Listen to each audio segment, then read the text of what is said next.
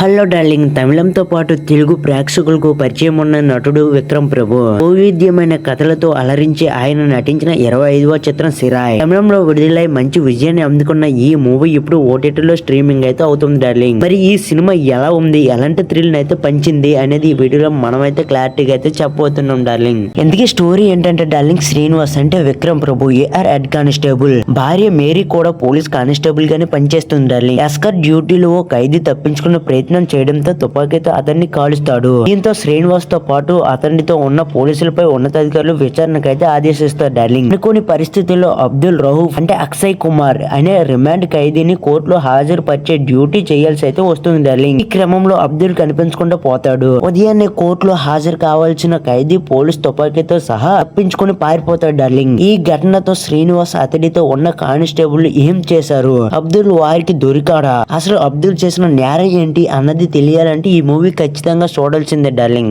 ఇంతకీ మూవీ ఎలా ఉందంటే డార్లింగ్, విక్రమ్ ప్రభు తనకరం చూస్తే పోలీస్ సెక్షన్ ఎలా సాగుతుందో మన కళ్ళ కట్టినట్టయితే చూపించారు డార్లింగ్. వాస్తవానికి దగ్గరగా సాగే ఆ కథ భావోద్వేగభరితంగా ఉంటుంది. అచ్చం అలాంటి కథతోనే మరోసారి వెండి తెరపై మ్యాజిక్ చేశారు దర్శకులు సురేష్ రాజ్ కుమారి. హీరో విక్రమ్ ప్రభు పోలీసులు ముఖ్యంగా కానిస్టేబుల్ లో దిగువ ర్యాంక్ లో ఉన్న వాళ్ళ జీవితాలు ఎలా ఉంటాయి, పనిచేసే సమయంలో వాళ్ళకు ఎదురయ్యే సవాళ్లు ఏంటి, ప్రాణాల మీదకు వచ్చే సమయంలో వాళ్ళు తీసుకునే నిర్ణయాల కారణంగా ఎలాంటి ఇబ్బందులు పడతారు అన్న అంశాలను ఎంతో రియలిస్టిక్ గా అయితే చూపించారు డార్లింగ్. రిమాండ్ ఖైదీని బస్సులో తరలించే సన్నివేశం, అతను తప్పించుకునే క్రమంలో జరిగే యాక్షన్ సీక్వెన్స్ తో సినిమాను ఆరంభించిన తీరైతే మెప్పిస్తుంది డార్లింగ్. ఆత్మరక్షణ కోసం తుపాకీ పీల్చిన ఆ తరువాత జరిగే పర్యవేశనాలు, పోలీసులు ఎదుర్కొనే విచారణలు, కానిస్టేబుల్ కు దక్కని ఉన్నతాధికారుల మద్దతు, ఇలా పోలీసు వ్యవస్థ అనుబంధం ఉన్న వారికి మాత్రమే తెలిసిన అనేక అంశాలను ఇందులో చూపించిన తీరైతే నెక్స్ట్ లెవెల్ డార్లింగ్. అబ్దుల్ ను కోర్టులో హాజరుపరిచేందుకు శ్రీనివాస్ బయలుదేరడంతో కథ కీలక మలుపు అయితే తిరుగుతుండాలి. ఈ క్రమంలో అతడు తప్పించుకునేందుకు చేసే ప్రయత్నాలు, శ్రీనివాస్ తో ఎస్కార్ట్ కు వచ్చిన పోలీస్ ప్రవర్తన అత్యంత ఆసక్తికరంగా సాగుతుంది.